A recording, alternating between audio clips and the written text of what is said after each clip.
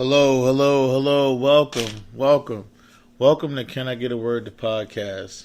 Welcome to Can I Get a Word, the podcast. I am your host, Dr. Duran Williams. Thank you, audience, for that gracious round of applause. Now, I'd like to thank you, the audience, the faithful listeners of Can I Get a Word, the podcast, for tuning in on today.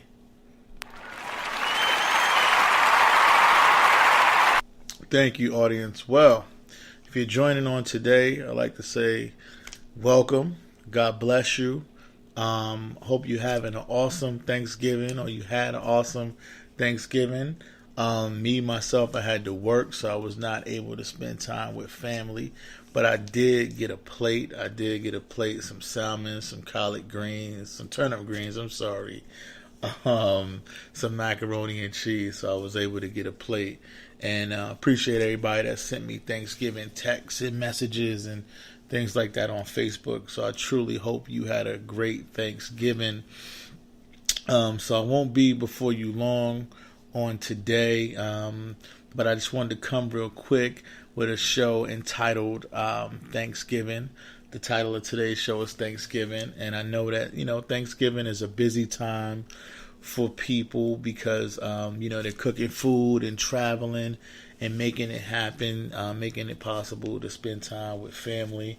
I know with some football games on today, the Giants played the Redskins at 8:30. The Vikings played the Lions at 12:30, and the Chargers played the Cowboys at 4:30. Now, unfortunately, my team is the Giants.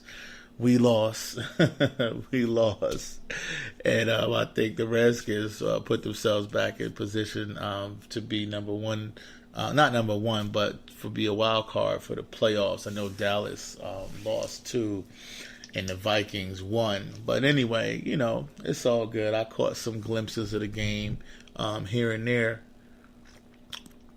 But I wanted to come real quick today and just, let you know what I'm thankful for and see what you're thankful for, and understanding that this is a time for families to get together, and understanding that for some people that this is a difficult time of year because people have lost loved ones throughout the year or in previous years, and this reminds people sometimes the fact that their loved one is not there anymore. I mean, I know unfortunately last year a friend of mine, her mom was ill. She actually lost her mom on Thanksgiving Day, but I saw that she put up a post earlier today and said that she had a house full of people, and she was grateful for that, and everybody had came together the way her mom would have probably wanted it. So it's just a blessing to see families still uniting and coming together, even though members have gone on to be with the Lord. So that's outstanding. So on today, this podcast entitled Thanksgiving, if you have your Bibles, I want you to go to Philippians chapter 4 with me. Philippians 4, verse 6. And I'm going to be reading from the Christian Standard Bible. And it reads, Philippians 4, chapter 4, verse 6.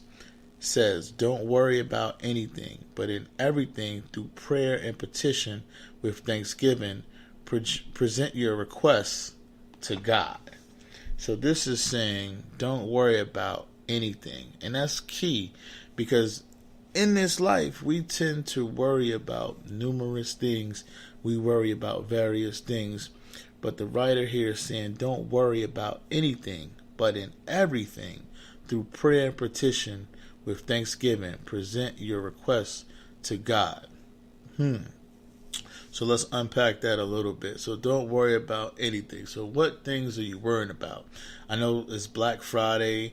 It's Christmas coming up. People worrying about whether they're going to have money to buy Christmas gifts. People worried about whether they was going to have food for Thanksgiving. People worried about employment. People worried about family members. People worry about finances. People worry about their health. But the word is telling us don't worry about anything. So if you're worried about any of those things I mentioned or anything that comes to your mind, Get in your word and look at the advice that the word says. The word encourages you. Do not worry about anything, but in everything through prayer and petition. So you got to be in prayer. You got to be in prayer, and you got to be in petition. Petition means you're constantly lobbying for something. You're fighting for something. You're pleading your case for something, but you're doing it with thanksgiving. So you're in prayer, and at the same time, you're grateful.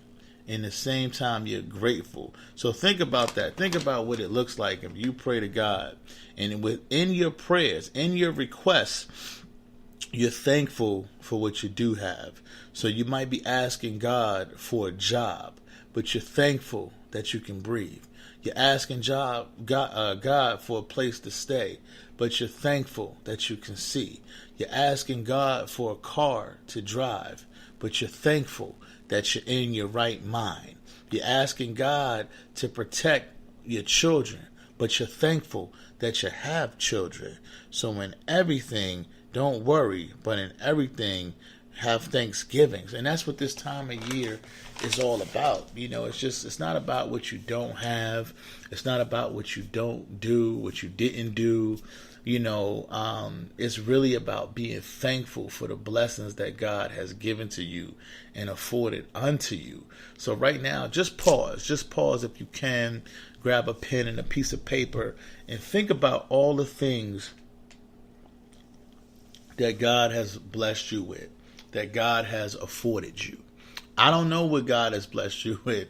I don't know what God has afforded you, but you do. So think about those things. I know God has blessed me with family. God has blessed me with friends. God has blessed me with a good job. God has blessed me with a decent car. God has blessed me with good health. God has blessed me with a right state of mind. God has blessed me with a right spirit, with a right attitude. God has just blessed me with so many things that, I could go on and on and on and on. So even though I didn't get a chance to spend time with family, I talked to my dad earlier, I talked to my mom earlier, I talked to my sister, and I'm grateful just to have the opportunity to be able to talk to them, because we living in some different times right now. We're living in some different times. And I think this is a time for us to really embrace family and love one another. But going back to the word, it says, present that petition with thanksgiving.